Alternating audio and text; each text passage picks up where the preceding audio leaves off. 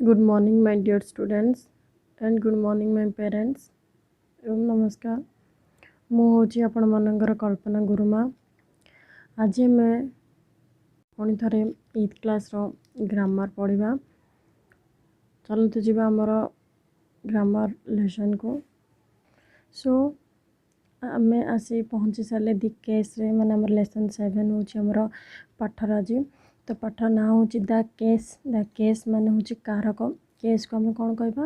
କାରକ କହିବା ଓଡ଼ିଆରେ। The case of a noun or pronoun is related to its use in the sentence in different ways.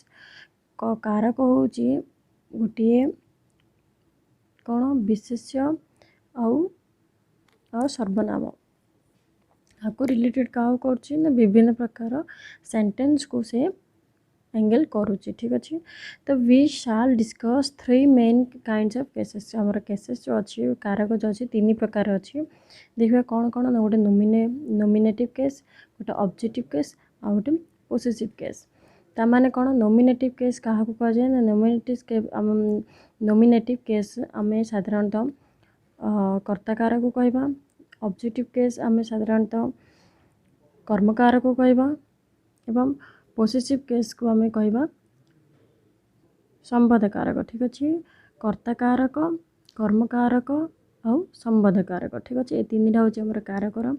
English English कौन कह English कर्ता कारक, इंग्लीश आम कह नोमिनेटिव केस, ऑब्जेक्टिव केस आउ पोसेसिव केस।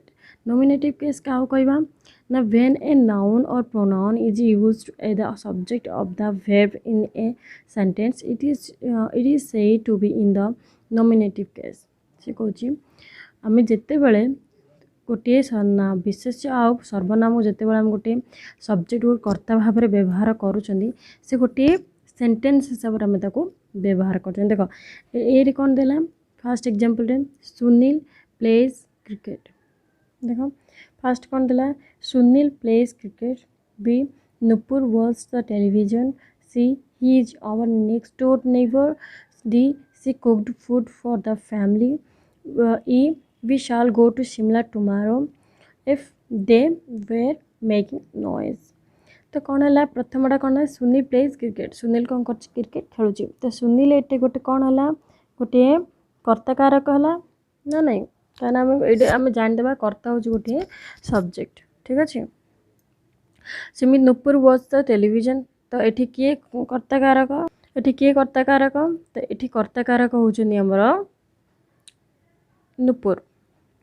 से cooked he is our next door neighbour. से कला प्रोनाउन हो कि नाउन हो, सर्वनाम हो कि विशेष हो, जो कौन सी आसला कर्ता कारक सब्जेक्ट भाव में से है आमर नोमिनेटिव केस। ठीक अच्छे। ये बुझे आम जा ऑब्जेक्टिव केस।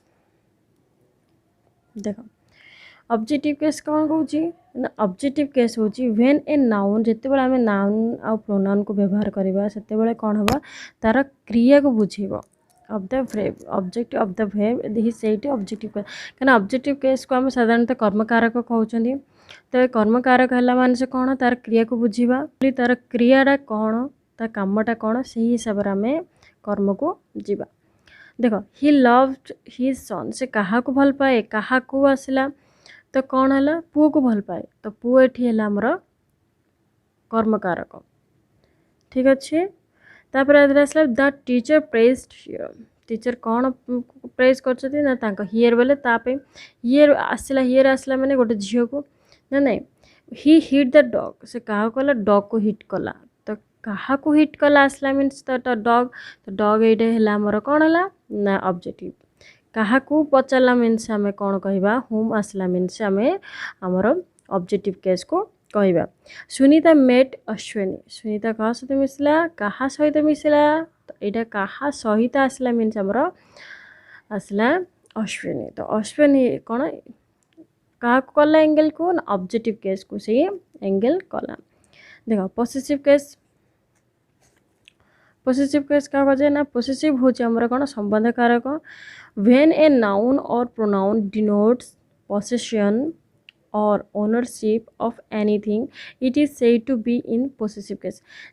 जितेबाला गोटे सर्वनाम एवं विशेष्य जिते डिनोट्स कर दियंती बा तांकर निजर ओनरशिप अन्य माने दियंती बा तांकर ओनरशिप ऑफ एनीथिंग जो प्रकार हो से ताको हमें कहबे पोसेसिव केस कहीं संबंध से हो जाउची कहीं तार जो आमर संबंध कारक यहाँ अच्छे तार निजर जो सर्वनाम आउ विशेषण से कौन कर गोटे निजर नाम अनुसार से संबंध हो जाए अन्य नाम सहित ठीक अच्छे देख this is my pen this is my pen यह मोर कलम अटे ठीक अच्छे कहार कलम अटे ना मोर कलम अटे तो मोर मीन्स है कौन गोटे सर्वनाम प्रोनाउन या pronoun his father is a doctor कहा बापा his father is a doctor my father is a doctor होते माई होता हिज फादर तांको बापा डॉक्टर अटे क्या बापा ना तांको बापा तो तांको बापा ये क्या आसला ना पोसेसिव आसला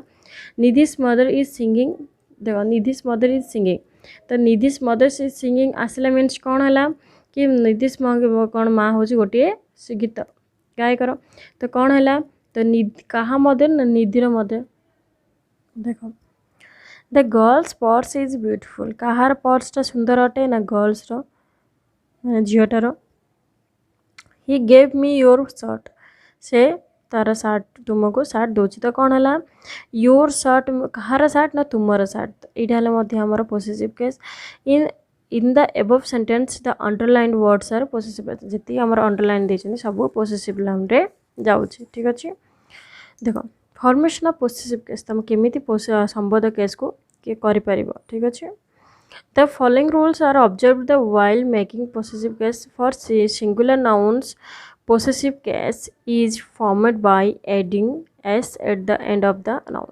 जिते बड़े तुम गोटे सिंगुलर नाउन को व्यवहार करुच से कौन पोसेसिव करवाई तो एस दरकार पड़े जमी निधिस मदर ठीक अच्छे नीतीश कार तो यही सब जो तुम एस जो करमर गोटे संबंध हो जाए देख example Ashok s car father's dress teacher's register madam's purse तो यही सब कलापर आमर कौन पोसेसिव केस हो जाए जदि तुम कौन सिंगुलर फॉर्म को तुम जो करुच ताहले एमती आसो तुम जो प्लूरल फॉर्म कर तो plural nouns which end S तो कौन हम पोसेसिव केस फॉर्मड एडिंग जदि तुम करे ताकू आम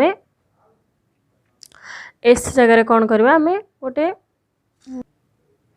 तो कौन है ओनली एडिंग द कौन एपोस्ट्रोफी कौन आपको आम गोटे ऊपर कमा चिन्ह देवा ऊपर कमा चिन्ह ठीक अच्छे तो boys hostel dogs food cows milk students bags ये सब है प्लूरल फॉर्म रे जाउची for plural nouns not ending with S जो पर्यंत हमें प्लूरल नाउन्स को एंडिंग करना बा एस तुम जोगेन ताहले तुम से कौन सी एंड ऑफ देखो men's party children's toys women's club तो यही सब है आमर कौन possessive formation two possessive case तब ये कौन देखिए रिमेम्बर आम कौन देखिए the possessive case is mostly used when the noun denotes some living being horse tail Niti सारीस मदर्स हैंड सब लिविंग रे ही जीव ठीक अच्छे फॉर नॉन लिविंग रे केमती जीव आमर ना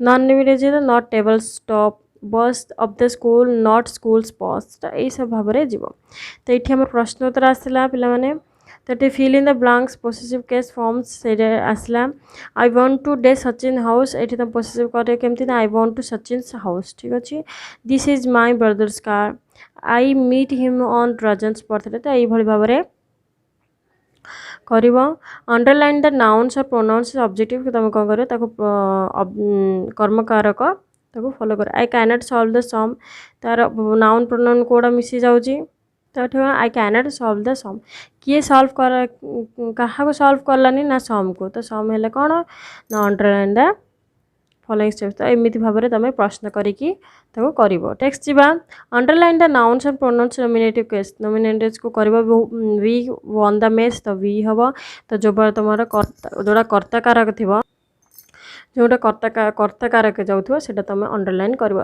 सेमती यहाँ पोसेसिव केस कर ठीक अच्छे यहाँ तुम ऑब्स्ट्रोफी करेक्ट कर जोटा आमर ब्रदर्स बुक ठीक अच्छे तो ये सब कर ठीक अच्छे तो करी पठाइब व्हाट्सएप ग्रुप रे ठीक अच्छे पिला माने।